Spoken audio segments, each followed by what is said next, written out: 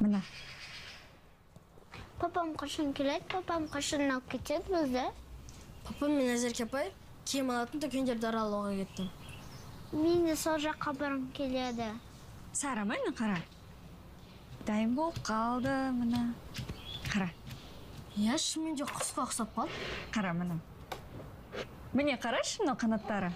Міне, ұқсай ма? Сіз сиқыршысыз, мама. Сара, ол сенің мамаң емес. Сен ба оған осылай айтты үйреткен? Назерке. Жоқ, мен бұған жол бермеймін. Балалар туған анасын ешқашан ұмытпау керек. Балалар, жүріңдер. Сені машинада күтеміз.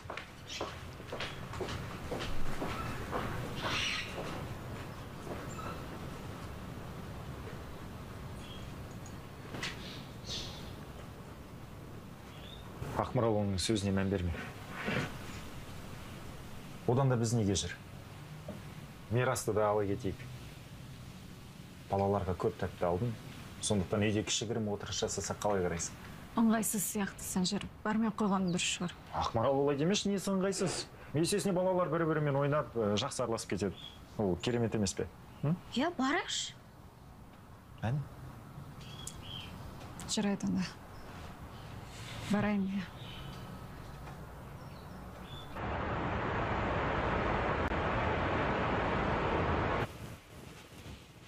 Пап. Шаршаған сияқтысыз ғой. Иә. Бүгін ауыр күн болды ма?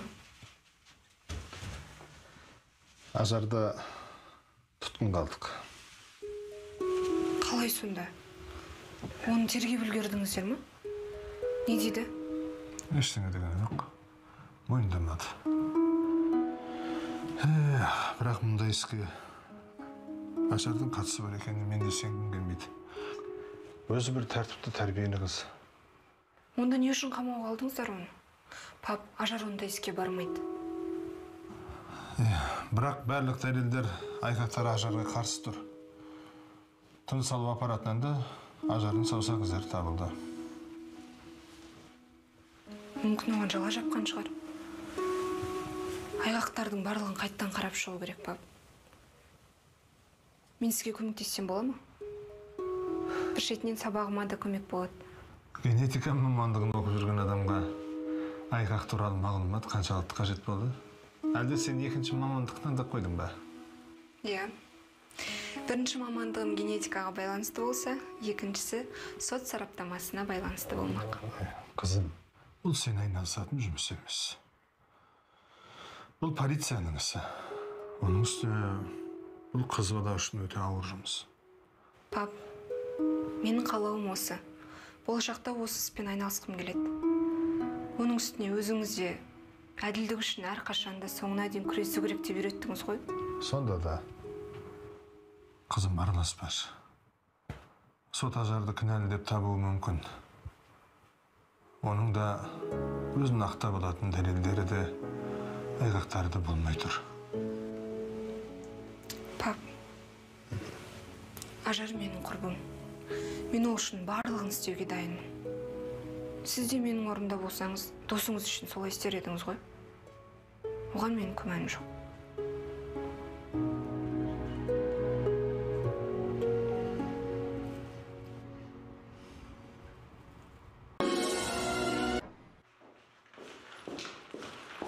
Майра, тоқта. Ержан, сен мұнда не істеп жүрсің? Бірінші өзің айт, мен саған не үшін келдім? Жазира ханым, Дәулет мырзаның жағдайын біліп келуімді өтініп еді. Ал? Сонымен жағдайы қалай екен? Жазылып кетуіне мүмкіндік бар ма?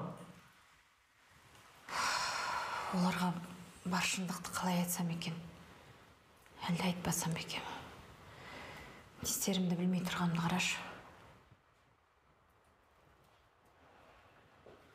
Олай болса, үйіндегілерге айтпай-ақ қой. Онсыз да соңғы кездер бәрі қабаттасып кетті ғой. Оларға қиын. Мүмкін сенікі де дұрыс шығар. Жарет, маған кету керек. Жазира ханым тосып отыр. Ал сен үйге бара бер, Ержан.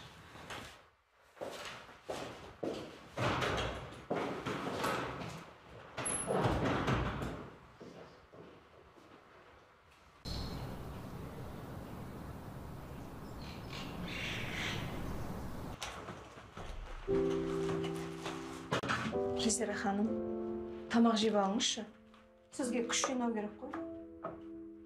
Ұлпан, еш нәрсеге тәбетім жоқ. Құдайым, сен алар емеспін. Туған немерем, өз әкесін. Қартайғанда осындайды көрем деп кім ойлаған? Жазира ханым, сізге мүмкін тағы да басқа бір нәрсе қажет пе? Жоқ, Майра, еш нәрсе қажет емес. Рахмет. Жазира ханым, жақсы боларына сенейік.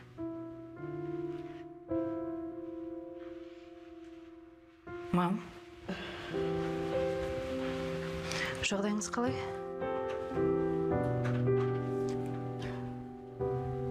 Осы сәттен бастап мен сізге өзім қарайтын боламын.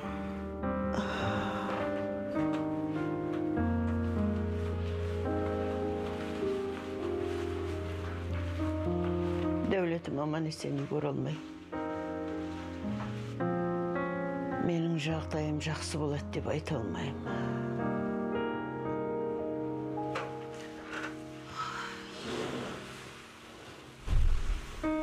Ұлпан, Майра қайда? Шығып кетті. Демала берсін олар. Иә, өзім қараймын.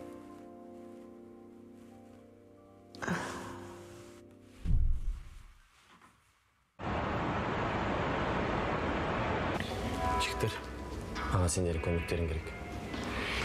Біреудің жазуын тура сондай қылып жазып беретін бір адам керек. Думан, сен тағы не бүлдіргелі жатсың? Соны айтам. Қайтасыңдар. Аз білгендерің өздеріңе жақсы емес пе? Маған шынымен қызық. Саған не үшін керек?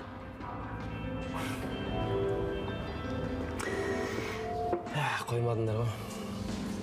Қысқасы менің бір ағам бар. Соған розыгрыш жасайын деймін ғой. Досым, былай жасайық. Сен уайымдама. Бұл шаруаны маған тапсыр. Мен өзім тауып беремін саған. Келістік қой. Рахмет. Онда бірдеңе жеп алайық. Аяшы.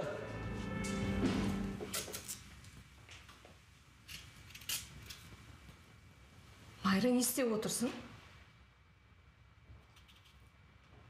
Жазира ханым, енді мен жұмыстан шығарып жіберетін шығар.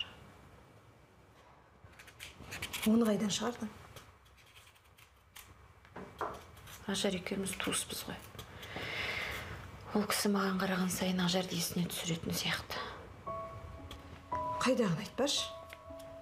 Жазира ханымның қандай адам екенін өзің де жақсы білесің ғой. Айғаймен қуып шықпай тұрғанда өзімнің кеткенім дұрыс болар. Басыңды болмайтын нәрсемен қатырма.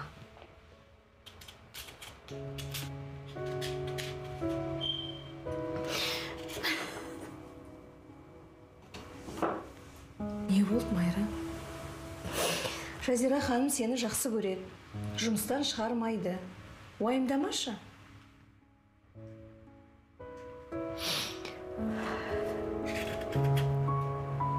Ұлпан.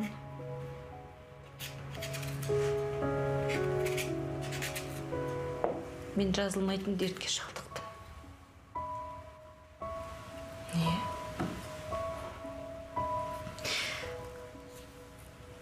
Бұл жайында бүгін ғана білдім.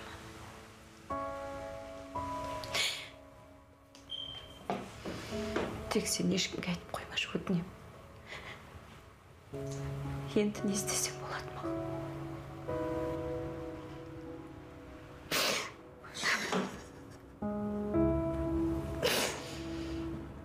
Сағдат, үй тапсырмасын орындауды ұмытпа, жарай ма? Сағдат, сен өз бөлмеңе бара қош. Anel. Biz sizben söyleseyik de belki. Не жайында бірдеңе болып қалды ма? Әлде жұмысыма көңілдеріңіз толмай жүр ме? Жоға, о не дегеніңіз? Керісінше, сіз біздің көңілімізден шықтыңыз. Иә. Сағдат, немереміз сіздің арқаңызда ағылшын тілін жақсы үйреніп қалған сияқты. Иә. Міне сондықтан да біз сізге тағы да бір жұмыс ұсынбақшымыз. Қандай жұмыс? Үлкен немереміз Нұрбек. Иә, сол Нұрбекті жоғарғы оқу орнына түсу үшін ағылшын тілінен дайындай аласыз ба? Иә, әрине. Жақсы болды ғой, иә? О, жақсы болды ғой. Әйтпесе біз сізде не айтады екен деп ойымдап едік. Ата апа, мен келдім. Оу, балам, кел. Қалайсыздар? Шүкір Аллаға. Нұрбек, танысып қой. Бұл Анел. Сені ағылшын тілінен дайындайтын болады. Танысқаныма қуаныштымын. Мен де.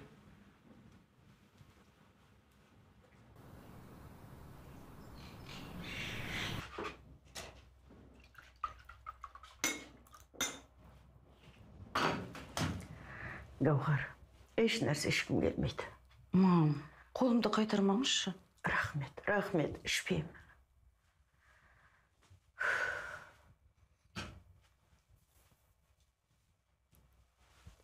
Мына жер салқын екен, жауып қояйын. Гаухар, мен кішкентай бала емеспін ғой. Асты үстіме түсе бермеші.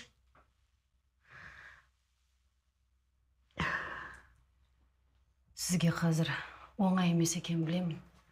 Бірақ бір отбасы болған соң, басқа түскен қиындықты бірге жеңуіміз қажет. Мен оған сендім ғой. Ал ол болса, менің ұлымды. Соны айтам. Бірақ қазіргі балалардан бәрін күтуге болады ғой. Қалай ғана дәті барды. Соның кесірінен ұлымнан айырылып қала жаздадым. Мен енді оны көргім келмейді. Мам, Дәулет әлі-ақ жақсы болып кетеді. Сосын жақында өзіңіз көп жылдар бойы аңсаған немереңізді қолыңызға алып, құшағыңызға басасыз. Уайымдамаңызшы. Жаныңызда біз бармыз ғой.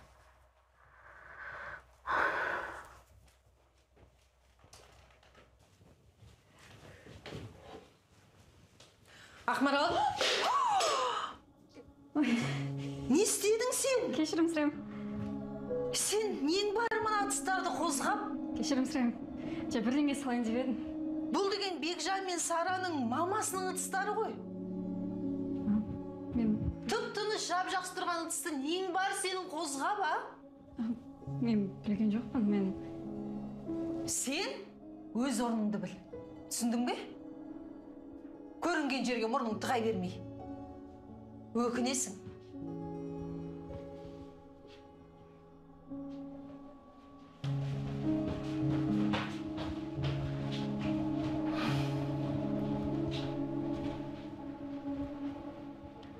Әпке Ақмар апаға не болды?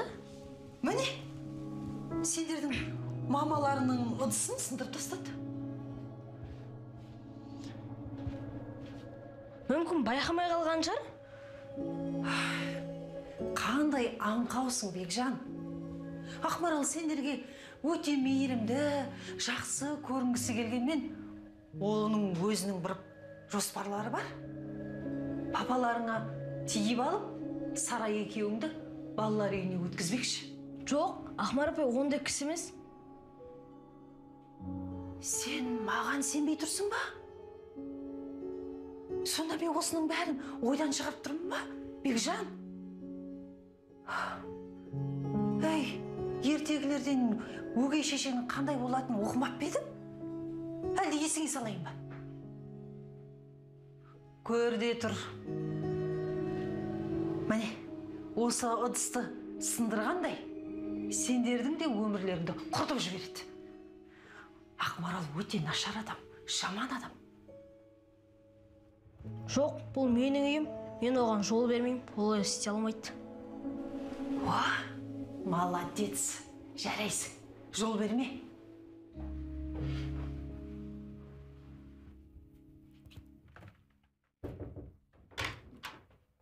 Жазира ханым, бөлмеңізді жинайын деп едім. Ұлпан, кел. Гаухар ханым, сізге жақсы қарап жатқан сияқты ғой. Жаныңызға ешкімді жолатар емес. Иә. Оған да қиын болып жүр. Оған қазір көп уайымдауға болмайды. Бойындағы баласын ойлау керек. Иә. Жазира ханым, сізге айтайын дегенім, Майра өзін ажар үшін қуып шықпаса екен деп қатты уайымдап жүр. Онысы несі? Ол жұмысын жақсы атқарып жүр. Майраның бұл жерде қандай қатысы бар?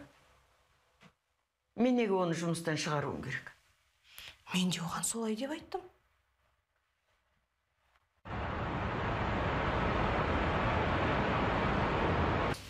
Ой, кәссалам!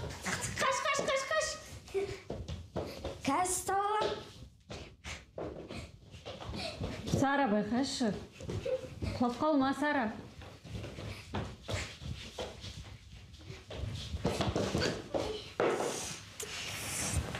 Балапаным, айттым ғой саған. Қане, көрсетші. Қай жерін өртті? Сара, кім тиісті? Кім тиісті, айт? Ой, ана, қоласпақ ойнап жүргенбіз ғой. Байқамай құлақ қалды. Жой, іштен кетпейді, шошып қалған ғой, жой. Шәй, шошып қалған ғой дейсің ба?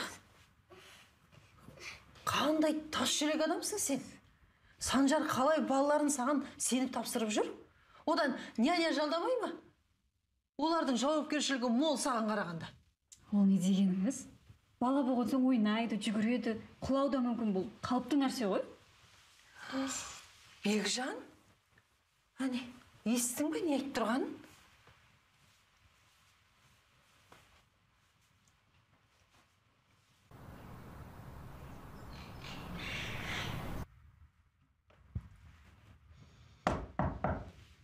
Иә.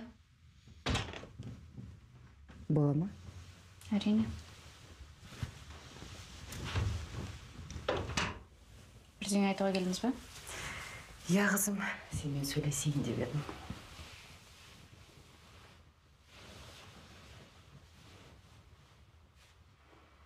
Соңғы кездері Думан екеумізден алшақтап кеттік.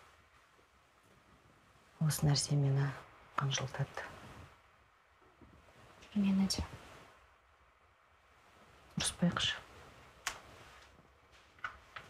Бұрынғыда әңгімелесіп, сырымызбен бөлісейік. Қанша дегенмен мен сенің мамаң ғой. Мам, мен қарсы емеспін.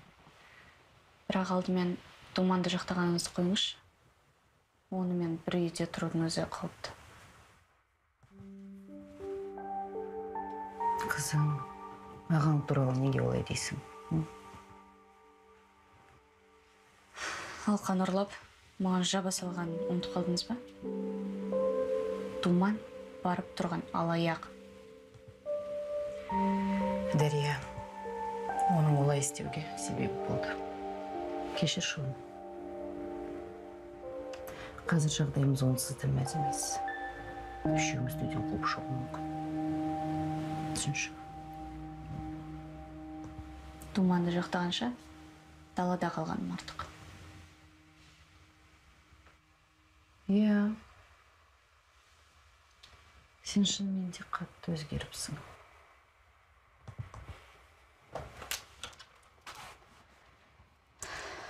Мен бар болғаны, ақ пен қараны ажыратуды үйрендім. Жарайды.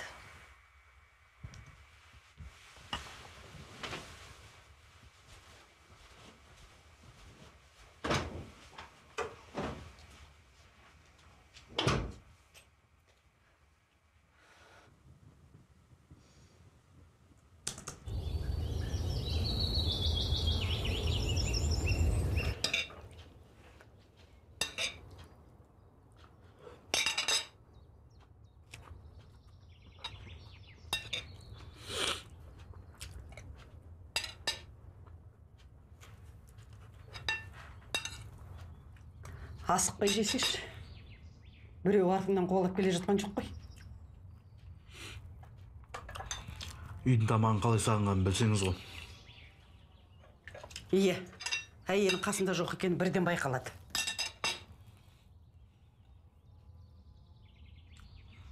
Мама, Зарinaмен сөйлесіп көріңізші. Медпунктта тұрғын келмейді, ол жақтан шаршап кеттім. Бәріне де өзің кінәлісің. Қолда бар алтынның қадір жоқ демекші. Барыңды бағаламадың. Енді өзіңнен көрір.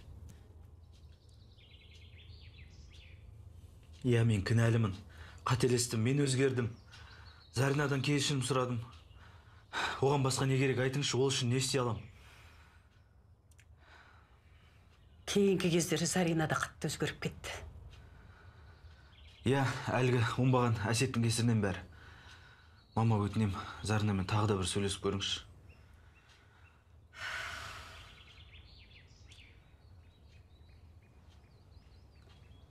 Жарайды. Сен үшін емес, ана немерелерім үшін. Рахмет, мама. Іш ана тамағыңды.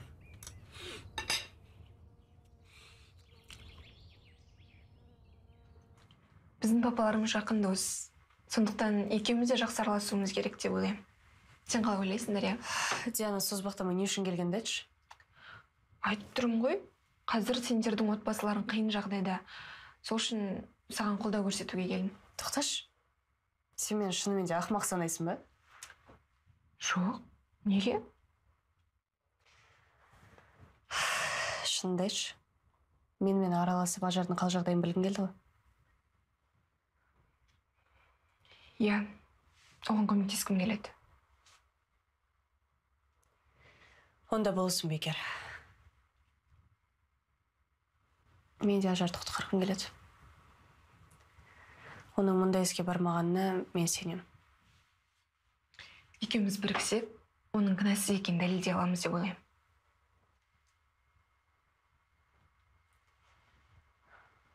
Айтпақшы, жақында Думан мен мамам мен туған әкем туралы сөйлесіп жатқанын естіп қалдым.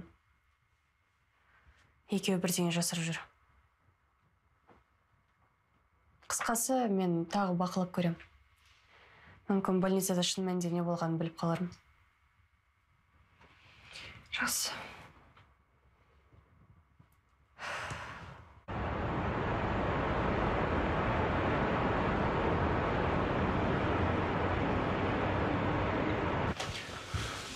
Ақмарал, саған не болған? Көңілі кең жоқ қой. Мирас, мүмкін не болған сен айтасың? Оны Назерке апай. Мирас, ештеңе болған жоқ Санжар. Уайымдама. Түсінікті. Назерке, бар мәселесі ода болып бір екен ғой. Солай ма? Ештеңе болған жоқ деймін, Санжар. Шынымен айтам. Өтінем бізді үйге апарып тасташы тездетіп. Жарайды. Жүр. Сонымен бізге не белгілі? Ажар әкесінің халін білуге больницаға барған. Кейін кофе үшін палатадан шығып кеткен. Ол жерде камера болмағандықтан оның сөзін дәлелдейтін айғақ жоқ. Бірақ аппаратта оның саусақтарының ізі қалған. Бірақ ол ештеңеге тиіспедім дейді. Сүлейменовтер отбасында тек Ажарда ғана мотив болып тұр. Өсиет хат бойынша барлық мұраны Ажарға қалдырған. Біз екеуміз бір-бірімізді жақсы толықтырады екенбіз, е? Айтпақшы, Дариямен сөйлестің ба? Иә, ол да біздің жағымызда. Дарияның ойынша да Ажардың кінәсі жоқ. Ол қатты өзгертті. Алғаш Ажар келген кезде оны ит ниетінен де жек көретін еді. Дарияның ойынша бұл іске ағасы мен анасының қатысы бар. Біз ешкімді кінәлі дей алмаймыз. Себебі оларға қарсы ешқандай аяғы жоқ. Онда бұны өзіміз табуымыз керек. Дәулет мырзаға қастандық жасаған адам тауып, қызының кінәлі емес екенін дәлелдеу ол менің міндетім.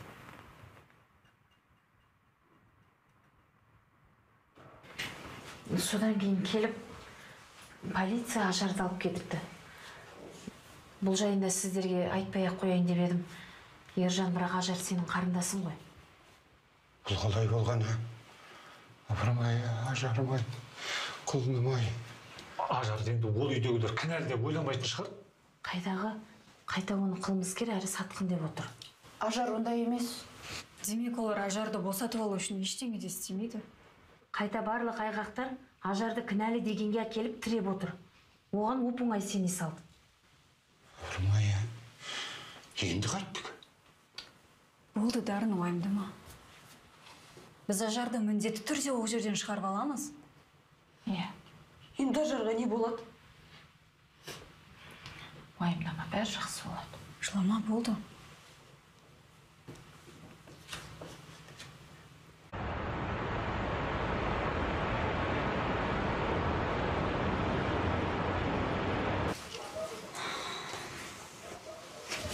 Ажарға көмектесуіміз қажет.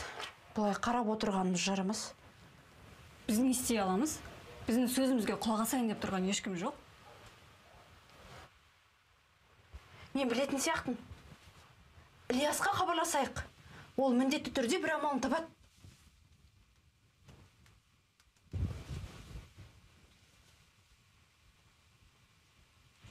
Алмай жатыр ма?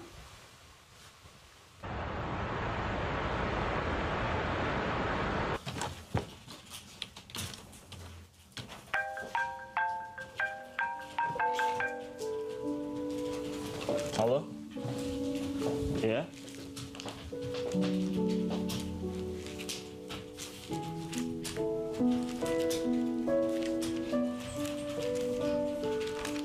Жақсы, түсіндім. Тез арада келуге тырысам. Жақсы. Саған не болды? Ажарды қамауға алыпты. Маған тез арада Алматыға қайту керек. Қазір шықсам 2 сағатта сол жақта болам. Сен ажарды ұмытамын деп едің ғой. Иә, бірақ дәл қазір оны қиын жағдайда қалдырып кете алмаймын.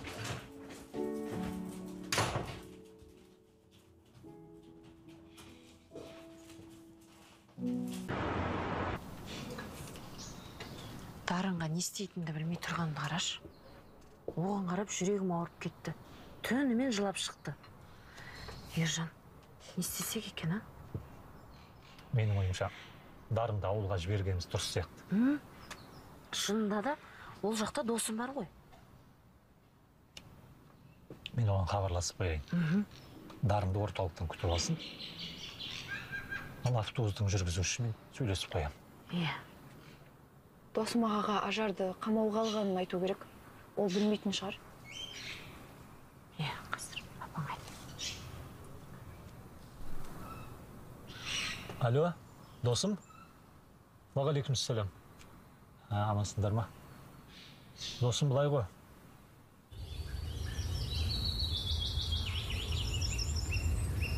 Қашанға дейін сусыз отыра бермекпіз? Бұны деген масқара. Неге еш әрекетсіз отырмыз? Сабыр етіңіздер, тынышталыңыздар. Тыныш. Мен сіздер түсініп тұрмын. Енді тыныштық сақтаңыздаршы енді.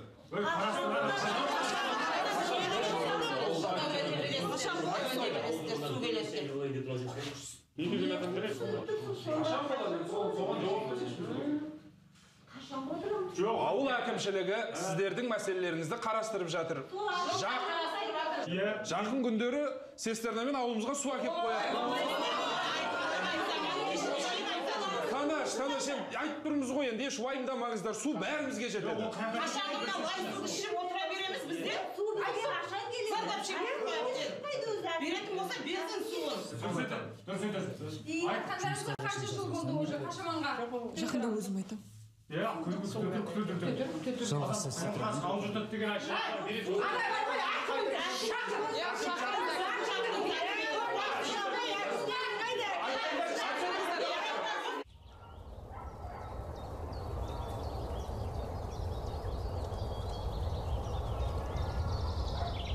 Саят, бұл мен.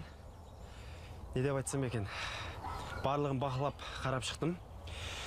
Иә, менің ойымша судың жоғалуы ол ферманың емес, ауыл тұрғынның ісі сияқты. Қайдан білгенде баяғыда осыған ұқсас бір оқиға болған. Бірақ сен уайымдама, оның бұл іске ешқандай қатысы жоқ. Мен барлығын реттеймін.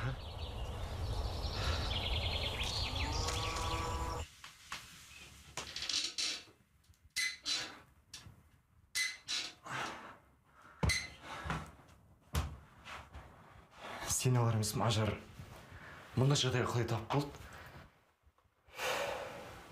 Оған бұрын жала жапқан болар. Бірақ кім істеуі мүмкін? Қалай дәлелдейміз енді оны?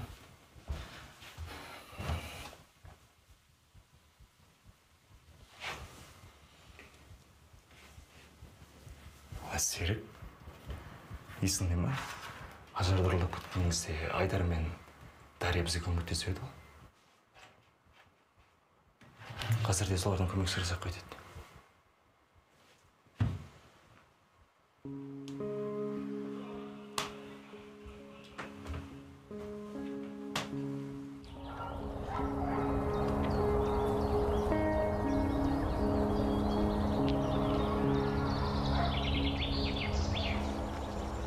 Ассалаумағалейкум. Уағалейкумассалам. Шалқар емессің бе? Иә. Блогер. Иә. Мен қайындайсыз? Ой, мен сенің барлық блогтарыңды жібермей қараймын ғой. Рахмет. Не? Рүстем. Шалқар. Танысқаныма қуаныштымын. Сіз қайдан келдіңіз? Мен қаладан журналистпін. Мынау ауыл туралы мақала жазамын. Мемлекет ауылға көңіл бөлсін деп үлкен мәселелерді қозғаймын. Шынымен де жұмысың жақсы екен. Мен мұнда ешкім танымайтын едім, көмектесе аласың ба? Иә, айтсаңыз болды, әрине. Жаңа бір жылқы фермасын көрдім. Жаңадан ашылған ба? Иә, ол ферманың қожайыны алматылық бизнесмен Дәулет Сүлейменов деген. Танисыз ба? Естуіңіз бар ма? Иә, естуім бар. Айтпақшы, бір топ ауыл тұрғындары жиналып апты. Фермаға бірдеңе болған ба? Жоқ, фермада бәрі жақсы. Ауылда 2-3 күн болды, су жоқ. Қайда кеткені белгісіз.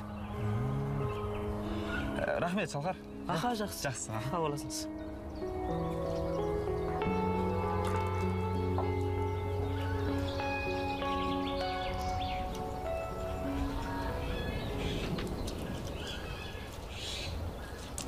Берік, кел. Жақсы келдің. Берік, ана, төгіліп қазан. Соны анау бақшан көріп тұрсың ғой. Соның ар жағындағы шұңқыр бар. Соған апарып төгу керек. Жақсы. Жақсылап тұрып, жаса айтсек, тексерем.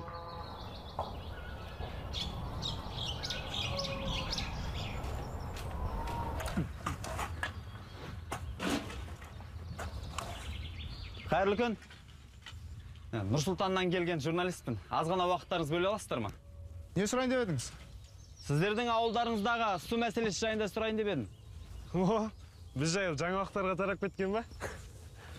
Ауылдағы судың жоғалып кетуіне кім кінәлі? Оған жылқы фермасының қатысы бар ма? Қалай ойлайсыздар? Жоқ, мұнда оның еш қатысы жоқ. Біздің Дәулет аға өте керемет адам ғой, айтыңдаршы. Ауылға біраз жақсылық істеді ол кісі. Сондай керемет болса, су мәселесін неге шешіп бермейді? Су мәселесін акимат шешу керек. Сүлейменовтердің вообще уақыты жоқ.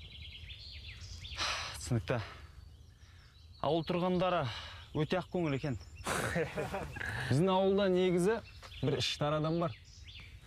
Сен жалғасты айтып тұрсың ба? Кім ол? Ол тек өз пайдасын ойлайтын адам ғой. Ақша үшін бәріне барады ол.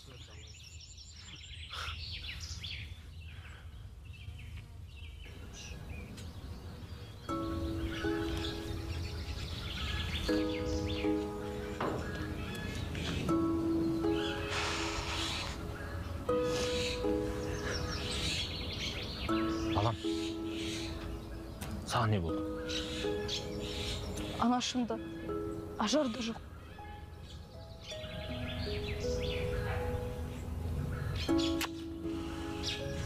Дарын, сен мықты болу керексің. Тағдыр бізге сынақ берген. Біз соған тұтып беруіміз керек.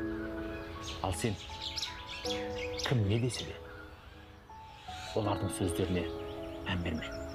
Жарай ма бұл? Жарайды. Жоқ. Бірақ әке, ажардың еш кінәсі жоқ қой, Әрине. Әрине, балам, әрине. Дарын! Балам! Жаным мен. Қалайсың? Жақсысың ба? Аға, сіздің ажар туралы айтқаныңызға әлде сене алар емеспін. Салтанат, бұл туралы әзірше ешкімге ештеңе демей қояқшы, жарай ма? Жарайды. Сіздерді үйге тамаққа шақырайын десем, үйде қонақтар көп. Ренжімеңіздерші. Жоқ. Керек емес. Өзіміз ғой. Онда мен үйге кіріп бірдеңе әзірлеп берейін сіздерге. Мен дайындап қойғам. Рас па? Иә. Жарайды онда.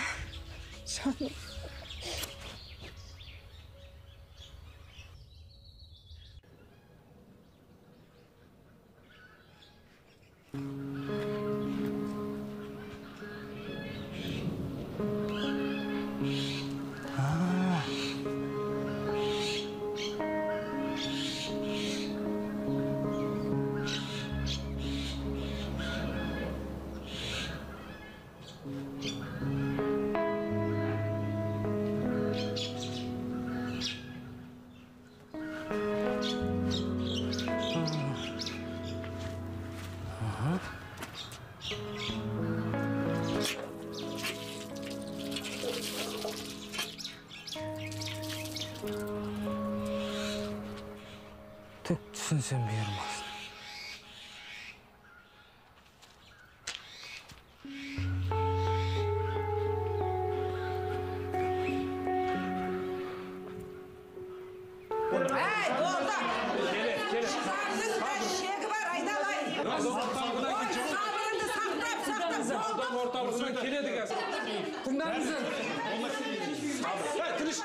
Тыныштан бір беріп тыңдайықшы, тыныш.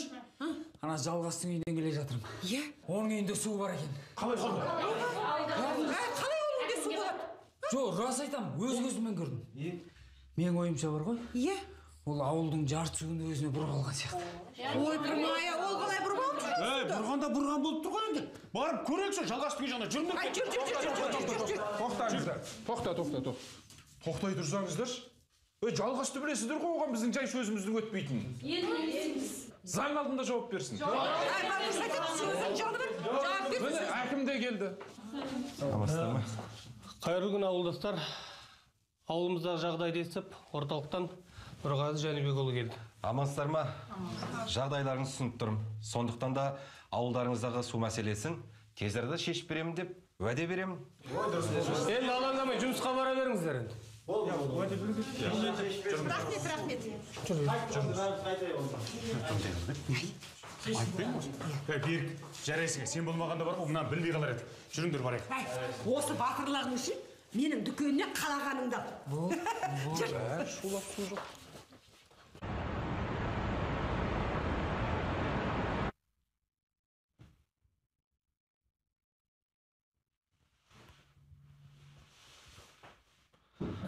Қалайсың?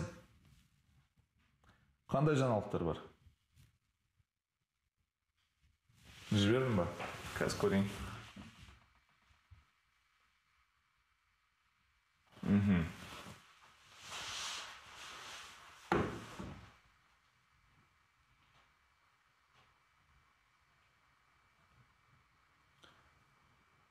Тамаша. Әлеуметтік желіге жүкте.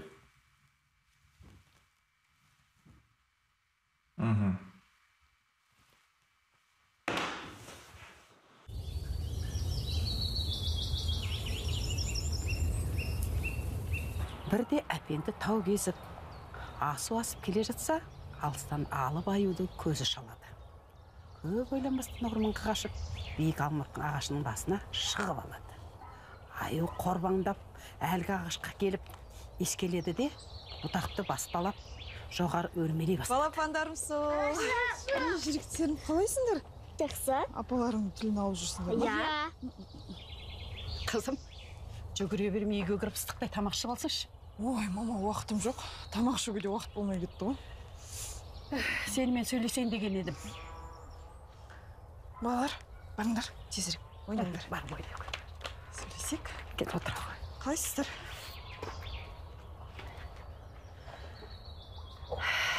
Зарина, бұлай жүрген жарамас. Балаларға әке керек. Рауынға қайтадан қосылғаның дұрыс. Жоқ, мен оның өлсем де қосылмаймын. Намысын таптаған адаммен қалай қосылам? Бүкіл ауыланы фермаға жаңадан келген жігітке қосып жүрген осы екен ғой. Кімге? Әсетке ме? Біз бар болған онымен бірге жұмыс істейміз. Онда тұрған не бар? Тұрып айтпа. Мама, ол жеке шаруам. Оның үстіне Рауанмен заңды түрде ажырасам. Қызым, қайда сығысың? Жақсылап ойлан, кейін өкіліп қалма. Бек ақша проблема емес, келісеміз. Досым, айтшы, не істейін деп жатсың? Онда Ажардың саусақ іздерін солай істеген шығар. Гауһардың көңілдесі бар екен көрдім. Алдыңызда кінәліміз. Мен бәрібір не айтсам да сенбейсіз ғой. Бізге айғақ керек. Сендерге айтқымақ келді, бірақ қатты қорықтым. Мен мама мен думаны жек көрем. Қазір ғана Гауһар Дәулеттің 2 заводы мен сатылымдық жерін өз атына рәсімдеді. Иә, Дәулет бүкіл байлығын қызына аударған үшін думан қылқынып жүрген сияқты. Әне, ауылдың тең жартысы судан қиналып отыр.